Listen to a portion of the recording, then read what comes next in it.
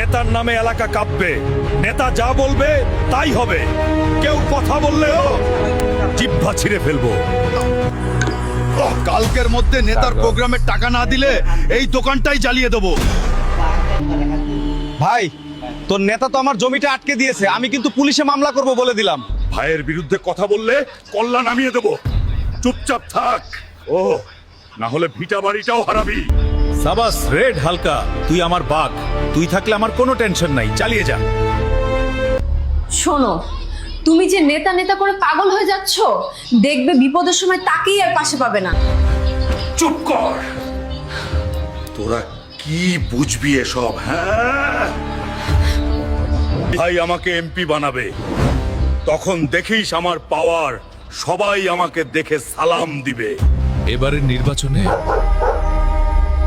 আমার প্রতিদ্বন্দ্বী যে দাঁড়িয়েছে, আজ রাতে তার বাসায় আগুন লাগিয়ে দে, তারপর গা ঢাকা দিস। কিছু হলে ও আমি দেখব।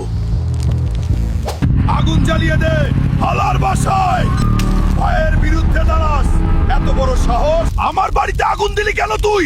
তুই নেতার বিরুদ্ধে নির্বাচনে দাঁড়াইছিস, তাই তোর বাড়ি পুড়িয়ে দিলাম। বেশি বাড়লে তোকেও পুড়িয়ে দেব।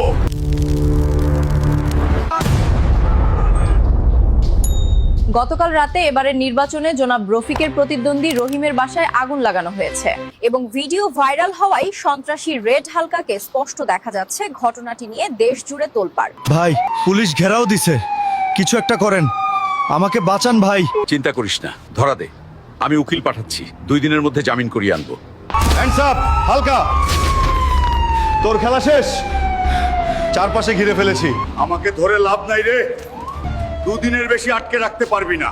3 দিন হয়ে গেল, নেতা তো আসলো না, উকিলও তো পাঠালো না। স্যার, রেড হালকা কি আপনাদের দলের লোক? না, একজন সন্ত্রাসী কিভাবে আমার দলের লোক হয়? তবে সে যেই দলেরই হোক না কেন, এটার কঠিন বিচার নিশ্চিত করব যদি জনগণ ভোটে আমাকে নির্বাচিত করে। নেতা আমাকে চেনে না? যেই নেতার জন্য আজ আমি এইখানে, সেই নেতাই আমাকে অস্বীকার করলো। টিস্যু পেপারের মতো ব্যবহার করলো। কাজ শেষ, তাই আমাকে ডাস্টবিনে ফেলে দিল। নেতার কথায় আমি বাঘ সেজেছিলাম, আজ বুঝতেছি আমি ছিলাম শুধু বলির পাঠা। আমার জীবনটাই শেষ করে দিল নেতা। নেতার কথায় লাফাবেন না। আপনার মতো হাজারো কর্মী তার চারপাশে আছে। নেতার 1000টা কর্মীর মাঝে আপনার মতো মামুলি মাস্তান মারা গেলে তাদের কিচ্ছু যায় আসে না, কিন্তু আপনার মা হারাবে তার ছেলে, আপনার বউ হারাবে তার স্বামী, আর আপনার সন্তানেরা হয়ে যাবে এতিম। নেতার জন্য জীবন দেওয়ার আগে ভাবুন আপনার জীবনের মূল্য নেতার কাছে আছে কিনা। সুস্থ রাজনীতি করুন, কারো পা চাটা গোলাম হবেন না। জেল থেকে শুধু একবার যদি ছাড়া পাই, এই নেতার প্রতিশোধ আমি নেবই। Page follow